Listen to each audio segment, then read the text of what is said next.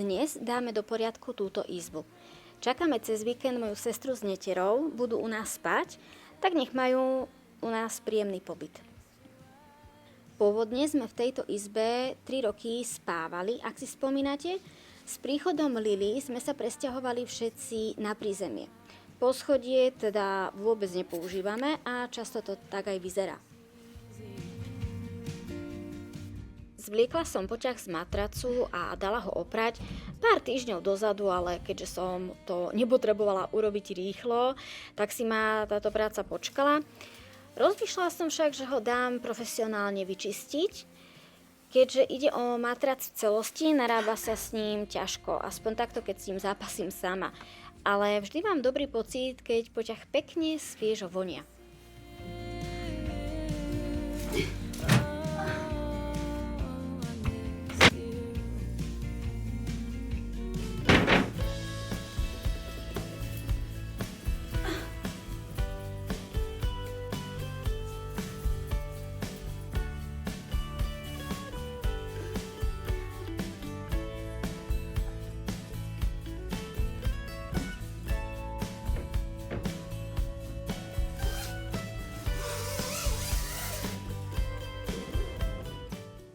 Niekde v strede celého procesu som to chcela vzdať, lebo som nedokázala napasovať ten poťah naspäť.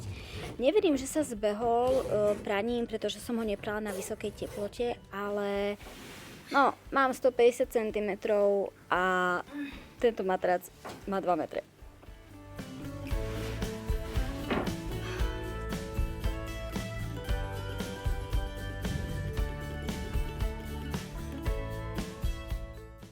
Asi ak by som mala vypichnúť moju najneobľúbenejšiu činnosť v domácnosti, tak to je asi prezliekanie postele. Najnovšie to máme vyriešené s Tobím tak, že on ju vyzlieka a ja ju obliekam. Ja ho zapájam od malička do domácich prác.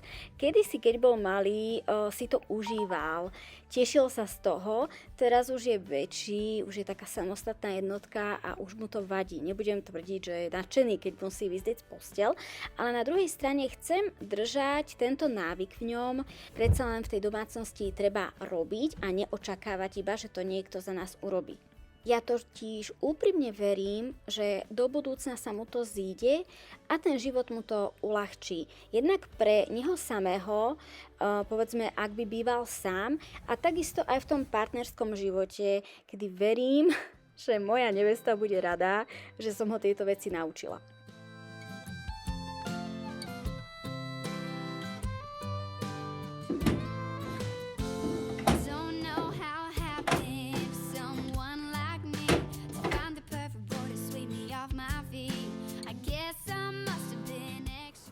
Viete čo, táto izba slúžila hlavne ako taký odkladací priestor. Tu mám veľmi veľa oblečenia usušeného, ktoré som ešte neodložila, ale aspoň nadišiel čas aj na to.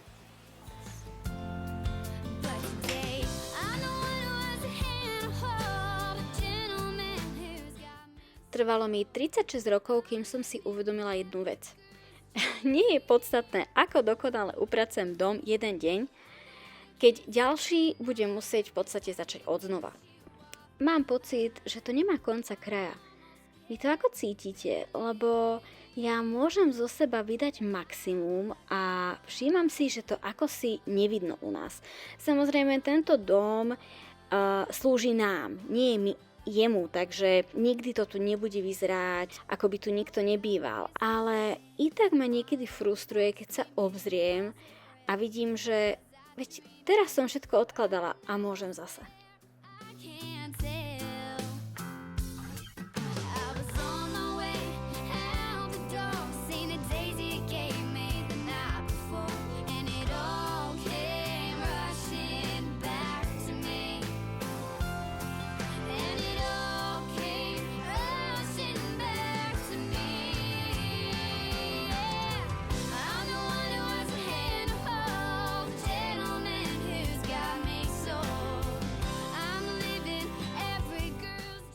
Poznáte ma, nerada plitvám, nerada vyhadzujem. Nehovorím, že sa mi to darí 100% času, ale snažím sa. A napríklad, keď mi ostane ryža na druhý alebo tretí deň, najradšej ju refrešujem risotom, bez mesa a chlapci to majú veľmi radi a ja tiež.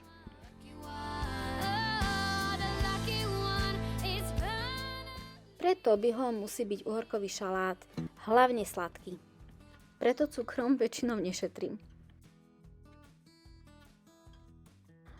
Takéto rýchle jedlá sú absolútna bomba, hlavne v dňoch, keď je toho času málo, hlavne teraz, keď chodíme veľa po krúžkoch, turnajoch, už je vonku teplo, tak chceme tráviť čo najviac času vonku a ja nie za plotnou, ako sa hovorí.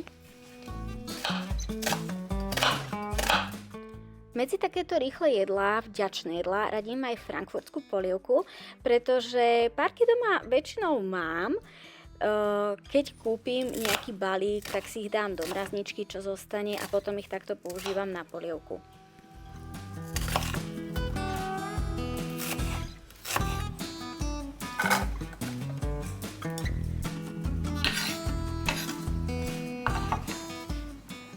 Aké zaručené rýchle jedlá varíte vy? Dajte mi prosím nejaké tipy do komentárov, budem vďačná, lebo ako som už nieraz povedala, nie je problém navariť, ale vymyslieť, čo to bude.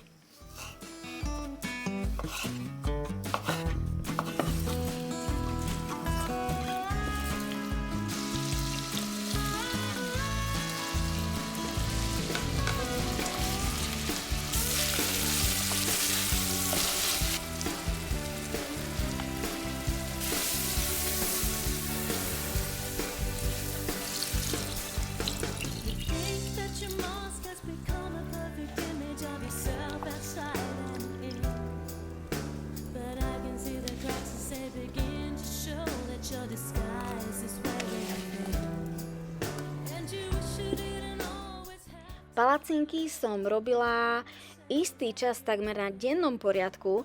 Ak som celé zarobené cesto neupiekla jeden deň, tak som ho dopiekla druhý. A potom som povedala, stačí, dajte mi už na chvíľku pokoj. A začala som robiť i wafle.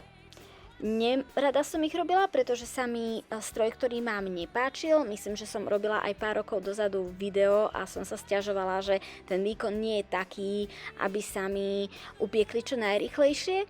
Ale viete čo, stroj som nevymenila a teraz sa mi ten proces nezdá taký zdĺhavý. Vôbec netuším, čím to je. Možno receptom? Neviem. Našla som taký fajný recept a z neho mi vyjde 8 kusov na jeden šup.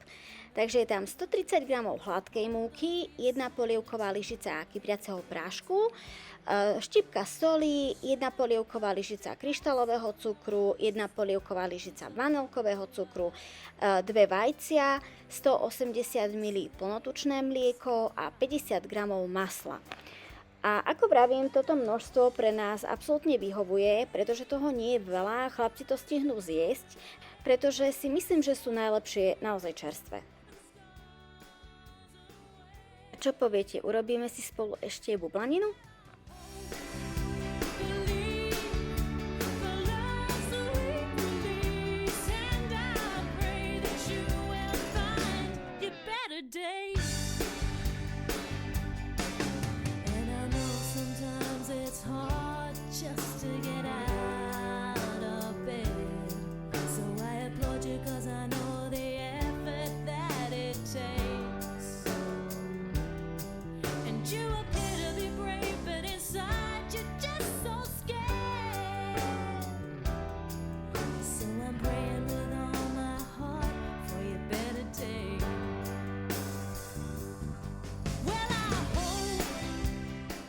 Ide o hrnčekovú bublaninu. Vždy sa snažím nachádzať jednoduché recepty, jednoduché na prípravu, pretože áno, na jednej strane chcem urobiť, chcem potešiť, ale na druhej ani nechcem stráviť večnosť v tej kuchyni.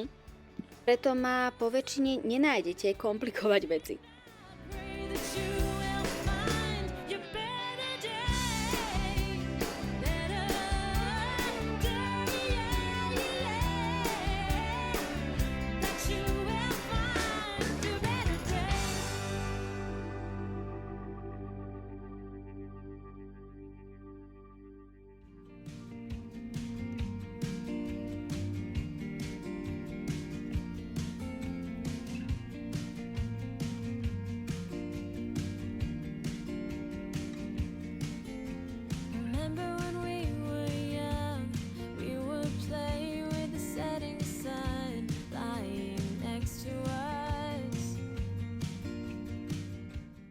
Bože, Monika, už si kúp poriadny plech.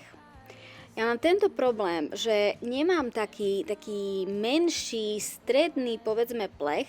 Všetky sú takéto veľké a napríklad aj táto konkrétne bublanina nemala toľko masy, aby mi pekne tak vyskočila.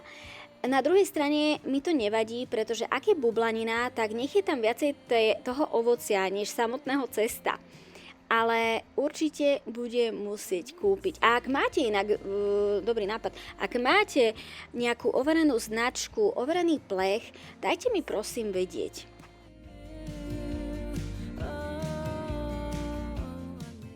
To je pre dnešné video všetko. Dúfam, že ste si ho užili a pozreli do konca. A tak trošku dúfam, že som vám chýbala. Dúfam, že sa máte dobre. Vidíme sa najbližšie. Ahojte.